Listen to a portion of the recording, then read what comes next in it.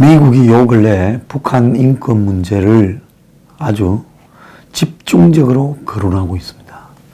원래 미국이 북한에 대한 카드를 쓸 때요, 과거에 처음으로 쓴 게 마약, 위패 이런 거였습니다. 밀수출. 그리고 그 다음으로 쓴 것이 이제 금융망을 쪼는 겁니다. 제일 마지막에 거론하는 미국의 카드가 북한 인권입니다. 자, 북한의 인권은 지구상에서 남아있는 나라 중에서 가장 열악하다는 것은 세계적으로 상식이 되어 있습니다. 왜 문재인만 전 세계를 돌아다니면서 대북 제재 완화를 주장하고 또 거기에 맞서는 외국의 정상들은 CVID를 이야기하겠습니까? 유럽은 기본적으로 미국에 대해서 같이 가야 될 동맹이나 우방이라고 보지만은 별로 좋아하지 않습니다. 그래서 미국이 W. 부시 대통령이 이라크전을 일으켰을 때도 아프간에는 안보 지원군들이 다 같이 싸웠지만 이라크 전쟁에는 근거가 희박하다고 참여한 나라가 미국의 핵심 동맹 빼놓고는 거의 없었습니다. 그래서 미국이라는 나라가 세계 군사 제국주의로 가거나 밀리터리 임페리얼리즘 아니면 이 초제국주의로 세계를 헌병 경찰 국가로 가는 데 대해서 유럽은 상당히 빼딱하게 보고 있어요. 그런데도 불구하고 북한 문제에 대해서만큼은 한결같이 CVID를 말하는 부분은 유럽은 기본적으로 EU의 정신이 인권 존중입니다. 그래서 지금 우리로 보면 과도할 만큼의 개인의 인권을 존중해주는, 소수자를 존중해주는 그런 내용들이 EU의 공통 법안에 담겨 있습니다. 자, 그런 EU의 입장에서 봤을 때 북한은 깡패 국가이자 실패한 국가지 저게 국가라고 여겨지지가 않는 부분이다. 그렇기 때문에 유럽의 주요 각국들이 미국보다 더 단호하게, 트럼프는 실리로 북한을 어떻게 달래서 뭘 좀 해볼까 하는 미련을 아직도 못 버리고 있지만 유럽은 한결같이 북한에 대해서 대북 제재를 CVID 할 때까지 끌고 가겠다는 입장을 유지하고 있는 겁니다. 자, 얼마 전에 미국 국무부가 북한을 인신매매, 퇴치 노력이 부족하다며 북한의 특정 지원을 금지한 트럼프의 결정문이 정치적 도발이라는 북한의 주장을 일치했습니다. 인신매매 근절에 노력을 기울이지 않는 나라에 대해서 책임을 추궁하겠다. 이것이 트럼프가 최근에 국무부 발의로 북한의 인신매매 보고서에서 최악의 등급인 3등급을 때렸습니다. 그리고 이런 걸 등급을 받은 나라에는 특정 자금 지원이 완전히 금지됩니다. 즉 인도적 지원 같은 것까지 완벽하게 금지된다는 거죠. 미 국무부 당국자는 북한에 대해 미국이 정치적 도발을 했다라고 이런 인권 이 악질 국가로 지정한 미국에 대한 노동신문의 비판에 대해서 인신매매에 대해 최소한의 기준에 따르는 노력도 기울이지 않는 나라에 대해서는 끝까지 책임을 묻는 일을 피하지 않을 것이라고 말을 했습니다. 트럼프 대통령은 지난달 29일, 11월 29일 결정문을 통해 인신매매 희생자 보호법에 따라 북한 등 22개국에 특정 자금을 제공하지 않겠다. 북한과 관련해서는 특히 인신매매 희생자 보호법의 최소한의 기준을 준수하거나 이를 위해 상당한 노력을 기울일 때까지 비인도적 지원이나 비무역 관련 지원을 하지 않겠다라고 했습니다. 심지어 교육과 문화 교환 프로그램까지도 못하게 하고 IMF나 다자간 개발은행에 참여한 미국 측 인사들에게 북한의 자금 대출을 해주지 말라고 했습니다. 북한은 미 국무부가 6월 달에 발표한 인신매매 보고서에서 16년 연속으로 최하위 3등급 국가가 되었습니다. 그럼에도 북한은 이 문제에 대해서 어떠한 노력도 기울이고 있지 않다. 그런데 그 비인도적 지원이든 인도적 지원이든 그 몇 푼 되냐? 뭐가 그래 중요한 거냐? 이렇게 여길 수도 있겠죠. 미국이 북한, 중국, 이란 등 10개국을 특별 우려국으로 지정했는데, 자, 인권 카드는 겉으로는 김정은 체제에 대한 압박이지만 그 이면에는 돈 문제가 숨어 있다는 겁니다. 북한이 절실히 원하는 외부로부터 돈을 땡기는 부분에 있어서 인권 문제를 개선하지 못하게 되면 이미 불가능하더라고요. 외부에서 돈을 가져오는 게 불가능하다고. 자, 이거는 비핵화가 된다 하더라도 인권 문제가 북한이 문제가 있다면 역시 북한에 대한 지원을 하지 못하는 겁니다. 문재인이 비핵화를 시키기 위해서 오히려 관계 개선을 해서 남북 교류 협력 지원을 해야 북한이 비핵화가 된다는데, 미국의 이야기는 뭔가 하면 비핵화하고 관련 없이 저놈들은 인권 제약 국가이기 때문에 우리가 지정을 해서 북한에 대해서는 어떤 지원도 하지 않는다라고 되어 있는데, 다른 나라들도 우리와 똑같은 기준을 밟아달라, 지금 이렇게 이야기를 하는 거죠. 그래서 북한이 비핵화하고 있다 아니면 비핵화하겠다고 약속을 해도, 그렇게 한다 하더라도 한국은 북한에 돈을 줄 수 없다. 북한 인권 문제가 개선되기까지는. 이것이 미국의 입장입니다. 또 북한은 나라 꼬라지가 평양 가면 세멘트로 발라놔서 그럴싸해 보이지만 그 평양 변두리만 가도 엉망진창이고 지방으로 가면 아직도 기차가 제대로 속도를 못 낸다. 15km, 20km 달린다. 자, 그래서 지방에 사는 북한민들의 처지는 이건 사람의 삶이 아닌 겁니다. 자, 이런 북한의 경제를 개발하기 위해서는 국제사회의 자금 지원이 들어가야 되는데, 이 IBRD, 세계은행, IMF 등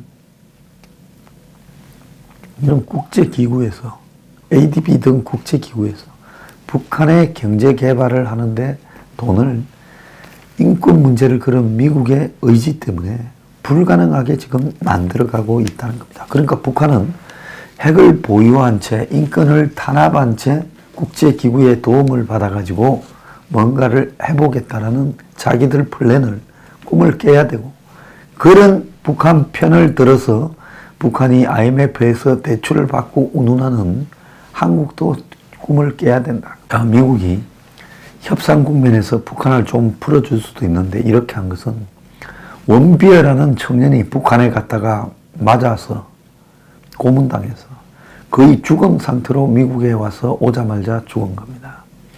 여기에 대한 미국의 분노가 지금 북한에 대한 인권 최꼴찌 국가로 분류해서 압박하고 있는 겁니다.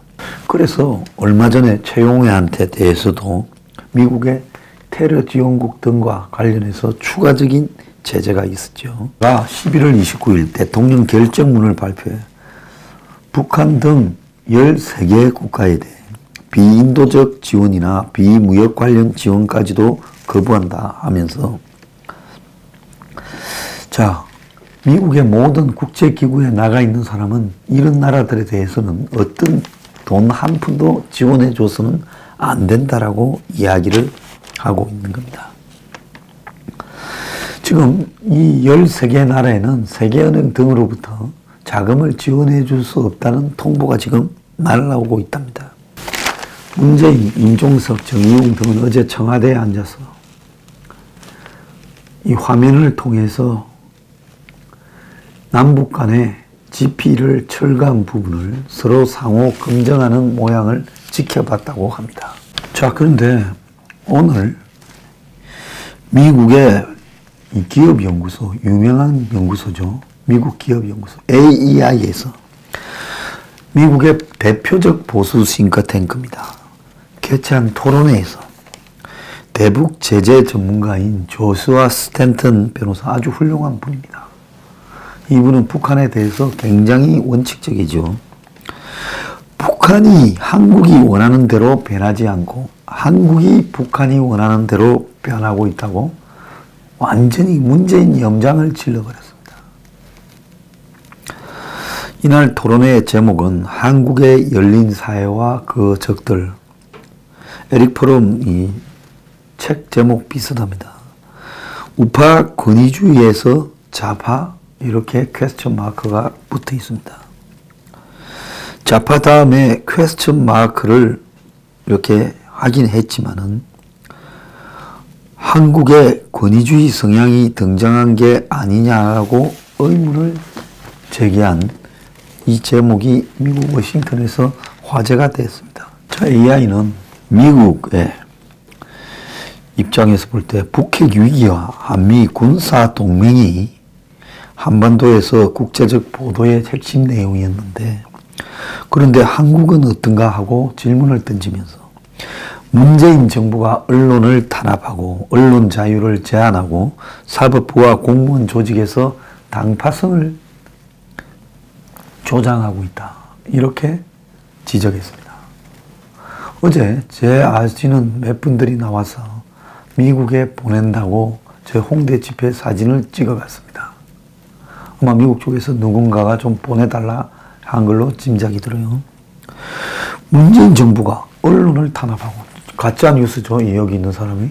그 다음에 구글 코리아를 뒤져서 저 황장수 같은 저는 유튜버 농객들 좀 뒤질 거리를 찾아보자, 이렇게 지금 하고 있는 겁니다. 사법부와 공무원 조직의 당파성을 조장하고 있다. 자, 전국 판사회의부터 시작해서 공무원들이 최근 하고 다니는 행태, 검찰, 경찰의 행태를 보면 이 말이 전혀 틀린 말이 아니죠. 니콜라스 에버슈타트 AI 연구원은 어제 사회를 봤는데, 여기에 이승윤 터프처대 교수, 이분도 유명한 미국의 보수 성향 교수입니다. 한국 교민이죠. 데이비드 맥스웰 민주주의 수호재단의 선임연구원, 타라오 퍼시픽 포럼 연구원, 스탠턴 변호사, 이렇게 보수 성향 미국의 논객들이 참석했습니다. 자유를 제한하는 민주주의를 향하여 문재인 정부와의 한국이 첫 번째 토론 제목이었는데, 원래 세션별로 1세션, 2세션 해서 1부에서 어떤 주제로 이야기하고 2부에서 어떤 주제로 이야기하고 이런 식으로 가죠. 그런데 토론은 그간 북한 비핵화를 주로 다뤘던 워싱턴에서 거의 본 적이 없는 낯선 이야기들이 나왔다고 합니다. 문재인, 박근혜, 노무현, 김대중 시절의 언론 자유 침해 사례까지 다 열거하면서 한국 정부가 자유를 제한하는 길로 들어섰는지 아니면 미국과 다른 한국 특유의 현상인지에 대해서 따졌다고 합니다.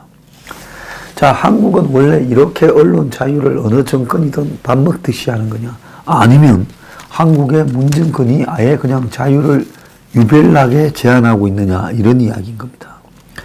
에비스타트 선임연구원은 김대중, 노무현, 문재인 정부를 햇빛 1, 2, 3로 분류했는데, 이 터프처 대학교 이성윤 교수는 김대중, 노무현, 문재인 정부에서 한국 언론은 언제 입을 다물어야 하는지를 안다라고 말했습니다. 지금 입을 다물고 있지 않습니까? 스탠턴 변호사는 트럼프 행정부와 의회에서 일하는 지인들이 한국에 대해 걱정하고 있다. 가장 자주 듣는 얘기가 한국 정부의 극단성, 익스트리미티, 이게 너무 심해져 가고 있다. 현실이 명백히 그러지 않은데도 통일과 평화를 빨리 달성할 수 있다고 믿는다. 어제 제가 청중들과 외쳤습니다. 김정은이 살아있는 평화 통일 반대한다고요. 이제 우리가 통일 반대를 외쳐야 되는 겁니다. 통일 반대하면 역적입니까? 이 나라는요, 툭 하면 수국 골통, 툭 하면 친일, 반민족주의자, 반통일로 매도합니다. 그러다 보니 중간쯤 있는 사람들도 거기에 세뇌되어서 통일에 반대한다 하면 마치 수국 골통이나 극으로 치부합니다. 저같이 상식적으로 말하는 사람이 분명히 이야기합니다. 이따위식의 통일은 쌍수를 들고 반대한다. 쌍수를 들고 반대한다는 겁니다. 어제 우리 그래 외쳤어요. 통일 반대를 아마 공개 집회에서 외친 적도 보기 드물 겁니다. 좌파들만 김정은이 위인이다라고 금기를 깨는 게 아니라 우파도 금기를 깨야 되는 겁니다. 통일 반대한다. 저는 통일 반대합니다. 탈출하는 북한 동포 수용해야 되겠지만 이런 시점에서 통일은 절대 반대합니다. 다 죽는 길이에요. 세상에 뭐가 무섭다고 통일 반대한다 소리 못하는 겁니까? 맥스웰 연구원은 북한이 매력 공세를 벌이던 정상회담을 하던 김정은이 안전하고 평화로운 한반도를 만들 수 있는 방식으로 변하고 있다는 확신이 전혀 안 든다. 타라오노 연구원은 민주주의만으로는 충분하지 않다. 다수가 잘못을 할 때 소수는 누가 보호하나? 그것은 법에 의한 문제다. 자, 문 정권이 지지율에서 61%가 김정은이 방남한다고 저렇게 김정은이 방남 반대하는 사람의 주장이 더 오를 수 있어요. 원래 대중은 부평초 같습니다. 이리저리 쇼에 따라 흔들리고 특히 한국의 대중은 더 심하죠. 제가 시청자 앞에 손가락질을 감히 합니다. 당신 마음속에 나는 부평초 기질이 없나 한번 갈 때 같지 않나 생각을 해봐야 돼요. 그래서 소수가 어릴 때도 훨씬 많아요. 저는 제가 통일 반대하는 저가 옳다고 봅니다. 통일은 언제 하느냐? 북한의 김정은 정권이 붕괴되고 과도기를 거쳐서 북한 체제가 민주화되었을 때 통일을 하는 거예요. 그 전에 저는 통일 반대합니다. 결사 반대합니다. 그래서 지난 1년간 워싱턴에서 한반도에 대한 관심은 오로지 북핵을 통해 이루어졌고 미북이 정상회담으로 급반전을 하는 동안 한국 내부 상황에는 아무도 관심이 없다는 거죠. 한국의 문재인 정권이 내부를 어떻게 통치시키는가는 미국의 관심사가 아니었다. 그런데 미국 정부든 싱크탱크든 한국에 대한 공개적 비판, 한국 정권에 대한 비판은 자제해 왔는데 자, 이것이 한미 간에 마치 분열처럼 보일까봐 그랬다는 겁니다. 그런데 이제 폼페이오가 4차 방북 이후에 워싱턴에서 이제 북핵 관련 토론은 거의 없어지고 이제 한국 정부에 대한 공개적인 비판이 시작되고 있다는 겁니다. 워싱턴의 한 한국 전문가는 한국 역대 정부 중에 비판에 이렇게 과민한 정권이 없었다.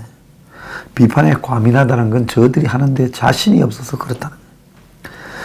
정책 홍보나 공공외교를 강화한들 허점이 있는 정책을 보완할 수 있겠느냐.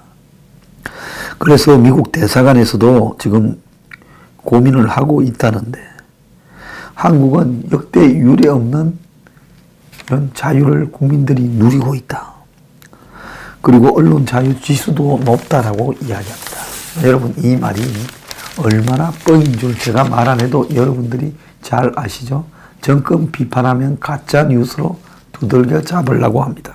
자, 지금은 북한의 비핵화도 안 되는데 인권이 뭐 별 의미 있겠냐 생각하지만 북한이 만약에 비핵화를 하겠다고 들어가면 되면 이제 제재 완화를 해달라면 미국은 인권을 풀으라고 인권을 존중해서 바뀐 모습을 보여라고 요구하게 될 거고 이때 북한 인권 문제는 진짜 히든 카드가 되고 또 다르게 중요한 부분은 문 정권이 북한에 대해서 비핵화를 하기 위해서 제재 완화를 해달라 또 제재 면제를 해달라 특례 조치를 해달라 이렇게 워킹 그룹 같은 데서 이야기를 하면 미국은 그래 비핵화를 위해서 남북관계 개선을 위해서 너네들이 주장하는 것이 옳을 수 있다 하더라도 궁극적으로 북한이 인권 탄압 국가이기 때문에 안 된다라고 하면서 한국 정권 자체를 인권 변호사라는 문재인이 인권 탄압하는 북한에 돈을 대주는 장본인으로 지목할 수 있다 이겁니다. 특히 최근에 켈리 비서실장을 쫓아내고 백악관을 장악한 트럼프의 딸 이방카 부부에서는 인권 문제를 두 사람이 트레이드 마크로 걸고 있어 이방카가요. 그렇기 때문에 이런 인권 문제를 걸고 나오게 되면 미국이 북한에 대해서 쓸 수 있는 카드가 훨씬 많아지고 북한을 도우려고 하는 문정권의 도덕성에 대해서도 문제 제기가 될 수 있는 겁니다. 여기에 대해 지금 미국이 한술 더 떠서 그저께는 미 국무부가 북한을 종교자유 특별 우려국으로 지정했습니다. 자, 그러면서 10개국을 종교자유 특별 우려국이라고 지정을 했어요. 북한은 17년째, 아까 인권은 16년째, 종교자유 우려국은 17년째 리스트에 올랐습니다. 자, 종교자유 특별 우려국이 되면 법에 따라 경제 제재의 대상이 또 되는 겁니다. 미국은 종교자유 억압을 지켜보지 않겠다고 폼페이오가 이야기를 하고 또 이것이 종교자유를 존중하게 만드는 것이 트럼프 정부의 최우선 외교 과제라고 말하고 있습니다. 미국 트럼프 뒤에는요, 미국의 복음주의 유명한 이 개신교들 또 목사들이 있습니다. 이 사람들이 가장 우려하는 것은 북한의 종교자유 특별 우려국 문제예요. 그래서 이제 미국이 2중 3중으로 걸어놔버린 거야. 비핵화해라. 인권 침해 국가다. 종교자유 특별 우려 국가다.